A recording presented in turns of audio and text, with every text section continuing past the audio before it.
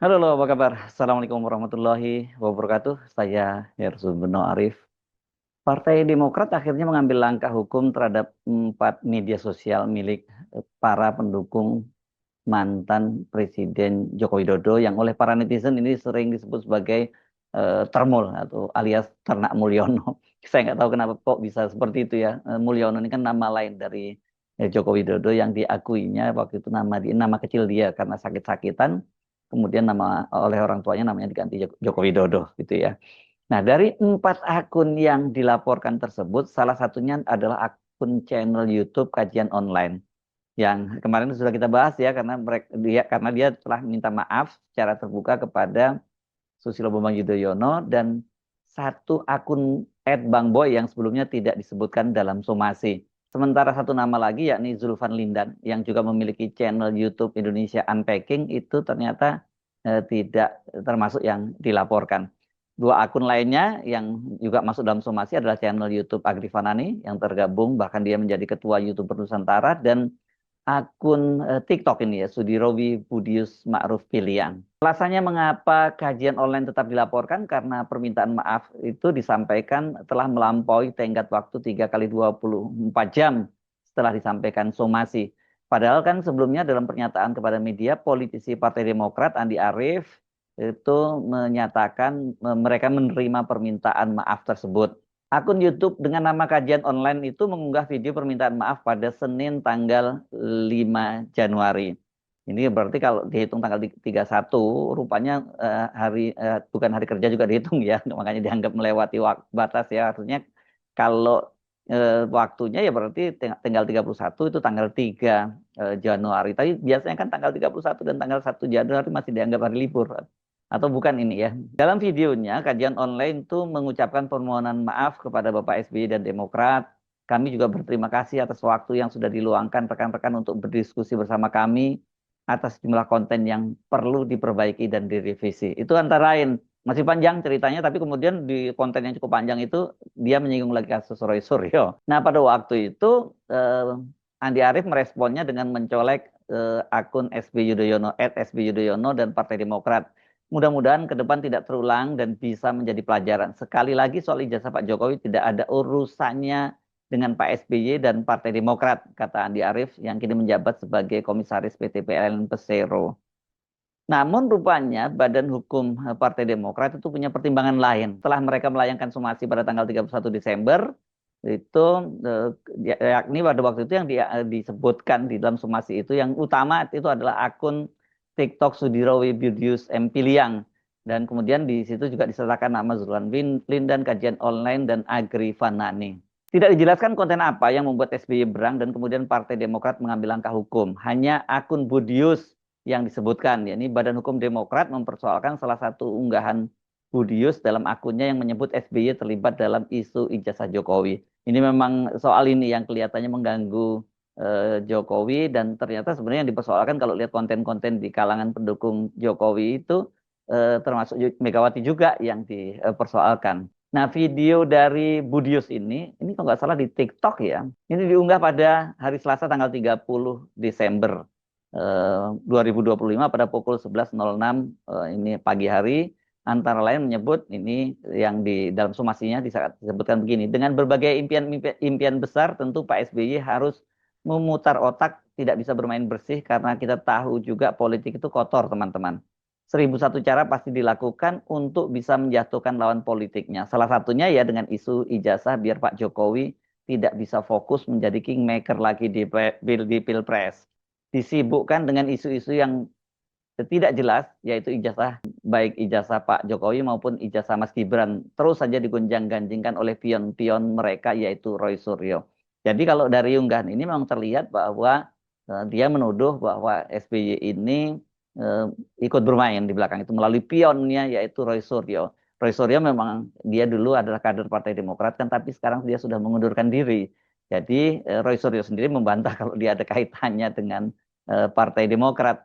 Dan kita membaca ini ada yang keterangan ini ya disebutkan bahwa kingmaker dalam pilpres ini kan berarti berkaitan dengan pencalonan Gibran pada Pilpres 2029 nanti. Nah, dalam laporannya kepada Polda Metro Jaya disebutkan dasar pelaporan yang dilakukan oleh Partai Demokrat, yakni atas dugaan tindak pidana penyebaran berita bohong yang terlapornya masih dalam proses penyelidikan. Sebagaimana dimaksud dalam pasal 263 ayat 1 Undang-Undang Nomor 1 tahun 2023 dan pasal 263 ayat 2 atau pasal 264 KUHP. Jadi ini sudah menggunakan KUHP yang baru ya karena Undang-Undang Nomor 1 tahun 2023. Dalam laporan tersebut, akun @agrifanani disebutkan menampilkan cuplikan video yang bertuliskan anak emas SBY korupsi terbesar sepanjang sejarah Republik Indonesia. Pada aplikasi YouTube dengan nama akun @bangboyytn membuat judul kebongkar siasat busuk SBY dibalik somasi ke ketua YouTuber Nusantara. Ternyata untuk tangkis aib ini. Untuk akun YouTube @kajian online disebutkan memuat konten video berjudul SBY resmi jadi tersangka baru fitnah ijazah. SBY langsung pingsan sampai dilarikan ke rumah sakit. Kemarin sudah bahas ya, sudah kita bahas ya akun kajian online ini judul-judulnya dan narasinya ini betul-betul hoax. Ini nggak ada fakta sama sekali ya, karena SBY kan memang belum jadi tersangka dalam fitnah ijazahnya Jokowi, kemudian apalagi kemudian dia langsung pingsan sampai dilarikan ke rumah sakit. Karena sebelumnya juga dia menyebutkan bahwa Roy Suryo itu sudah ditangkap dan kemudian divonis 12 tahun. Ini memang kalau kita nggak baper, bukan berarti saya ikut-ikutan mereka menyatakan Pak SBY baperan ya. Kalau kita nonton ini dan bukan kita yang disinggung, memang kita ketawa-ketawa aja itu nonton kajian online ini karena beritanya sama sekali tidak berdasarkan fakta. Sedangkan akun TikTok @sudirowi Budi USMP itu memuat konten terkait 10 bukti Demokrat terlibat dalam polemik dugaan ijazah palsu Jokowi. Atas kejadian tersebut, korban telah dirugikan. Selanjutnya, pelapor datang ke SPKT Polda Metro Jaya untuk membuat laporan pengaduan guna kepentingan penyelidikan dan penyidikan lebih lanjut. Itu ini dalam surat yang diterima dari Polda Metro Jaya. Itu surat keterangan laporan ya. Jadi dari 4 akun tadi hanya channel akun Bang Boy yang sebelumnya tidak disomasi. Namun dia dilaporkan karena dalam unggahan di channelnya tanggal 2 Januari dia membuat konten mengomentari somasi Demokrat kepada beberapa akun medsos pendukung Jokowi yang satu klaster bersama dia. Boy itu mengunggah konten dengan judul kebongkar siasat busuk SBY dibalik somasi ke ketua YouTuber Nusantara. Ternyata untuk tangkis aib ini yang dimaksud ketua YouTuber Nusantara itu adalah Agrifanani ya. Di thumbnailnya itu menempatkan foto SBY dan Agrifanani dengan ukuran yang sangat besar, sementara di belakangnya ada foto mantan kader Partai Demokrat Angelina Sondakh yang sekarang sudah keluar ya diberhentikan ya dari Partai Demokrat karena dia pernah dihukum dalam kasus korupsi. Dan kemudian ada juga wajah mantan Ketua KPK Antasari Azhar. Dalam konten tersebut, Bang Boy menyebut SBY sebagai si baper dan si prihatin, mensomasi Agrifanani, ketua YouTuber Nusantara itu sebagai akal-akalan untuk menutupi kasus yang menghantam Demokrat dan SBY mengenai konsesi hutan. Ini kaitannya mungkin dengan banjir bandang ini ya, karena sekarang ini dipersoalkan di era siapa sebenarnya yang paling banyak memberikan konsesi. Kan kalau saya membaca laporan-laporan di media disebutkan itu yang terbesar memberikan konsesi itu adalah mantan Menteri Kehutanan Zulkifli Hasan, dan kalau Zulkifli Hasan berarti kan ini Pak SBY dong, akhirnya pemerintahan Pak SBY. Tapi pada waktu itu kemudian ada jawaban dari Sekjen Departemen Kehutanan yang di era Zulkifli Hasan menjadi menteri, katanya bahwa mereka bukan besarnya pemberian konsesi itu karena mereka kemudian mengesahkan lah gitu ya hutan-hutan yang sudah diduduki oleh warga dan sebagainya. Itu jawabannya. Tapi ini kelihatannya yang mungkin dimaksud oleh Boy tadi ya. Dalam kontennya dia menggunakan berbagai kompilasi video. Salah satunya adalah pernyataan Antasari yang menyebut SBY merekayasa kasusnya. Dia juga menampilkan pernyataan SBY yang mengomentari pemberian gerasi kepada Antasari oleh Jokowi mempunyai agenda politik menghancurkan nama baik SBY dan keluarganya. Ini masih lumayan ya karena ada kutipan-kutipan yang resmi. Kalau di kajian online itu benar-benar membuat kita prihatin ya. Bagaimana dengan Agrifanani yang disebut sebagai ketua YouTuber Nusantara? Dia merespon somasi dari Partai Demokrat itu dengan ya tertawa-tawa malah sambil meledek ya. Tidaknya saya melihat ada 2 video ini. Saya sengaja mencari-cari tadi ya karena tadi laporan dari Partai Demokrat ya. Pada tanggal 2 Januari 2026, dia membuat konten dengan judul satire. Agrifanani ketar-ketir akan disomasi DPP Partai Demokrat. walaupun disebutnya itu ketar-ketir, tapi dalam konten yang dibuat di dalam mobil itu, Agri tampak berbicara dengan temannya sambil tertawa-tawa dan mentertawakan langkah SBY dan Partai Demokrat. Dan kemudian 2 hari kemudian tanggal 4 Januari dia juga mengunggah konten dengan judul Somasi Partai Demokrat makin ramai di media sosial, YouTuber Nusantara akan menjadi partai politik. Kontennya sama, masih berupa satire sambil ketawa-ketawa. Ini kalau ini dia monolog ya. Ini bahkan disertai dengan audio orang yang tertawa-tawa yang biasanya digunakan dalam video-video para komedian ya atau pelawak ya. Agri Fanani dengan santainya mengaku mendapat banyak telepon termasuk dari sejumlah media massa. Namun ketika ditanya katanya dia mengaku dia tidak mendapat somasi dari Partai Demokrat. Yang disomasi itu adalah Budius.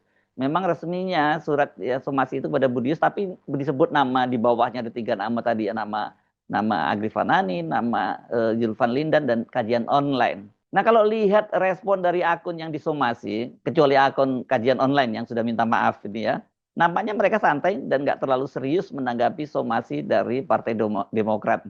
Memang kalau di eranya Presiden Jokowi, mereka ini pastikan aman ya.